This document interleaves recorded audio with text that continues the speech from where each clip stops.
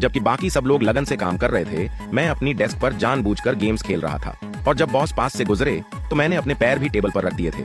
सबको लगा कि मेरा दिमाग खराब हो गया है, लेकिन मुझे झटका लगा जब बॉस ने मुझे $100,000 का बोनस दिया और 7 दिन की सवैतनिक छुट्टी भी मंजूर कर दी। मैं पूरी तरह से हैरान था। मुझे यह सब नहीं चाहिए था। यह सब इसलिए शुरू हुआ क्योंकि कल मैंने गलती से एक रहस्यमय चुनौती के लिए साइन अप कर दिया था। 100 बार नौकरी से निकाले जाओ, एक रहस्यमय तोहफा पाओ। जिस पल मैंने भाग लें पर क्लिक किया, मेरे बैंक ने मुझे $100,000 जमा होने की सूचना दी। तभी मुझे एहसास हुआ कि यह बेतुकी चुनौती असली थी। ठीक उसी समय बॉस ने सबके लिए अनिवार्य अवैतनिक ओवरटाइम की घोषणा कर दी। मेरा खून खौल उठा। गुस्से में आकर मैं खड़ा हुआ और वहीं उन्हें चुनौती दी। उम्मीद के मुताबिक मुझे मेरी पहली नौकरी से बर्खास्तगी मिल गई। ठीक उसी पल मेरी आंखों के सामने अचानक एकदम नई इलेक्ट्रिक मोपेड दिखाई दी। इसके बाद मैं दूसरी कंपनी में इंटरव्यू के लिए गया। वहां एक सफाई वाली महिला बार बार पास में मंडराती रहती थी। वह गलती से फिसल गई और सारा कचरा फर्श पर बिखेर दिया।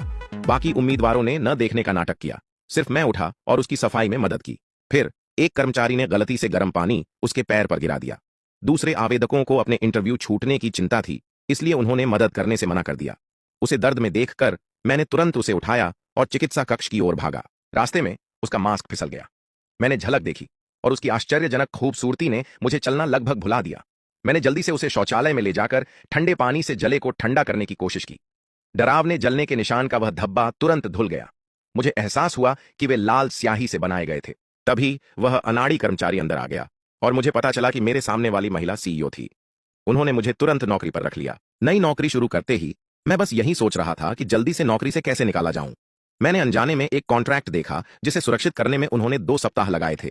मैंने उसे पकड़ा और उनके सामने फाड़ दिया। सीईओ गुस्से से लाल थीं। मेरी बुराई कर रही थीं कि मैंने उनकी मेहनत को बर्बाद कर दिया।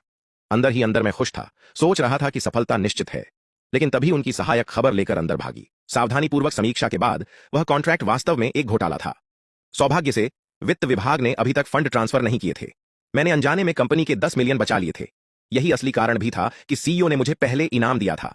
मैं बस आसमान की ओर चिल्लाना चाहता था, बस मुझे निकाल दो।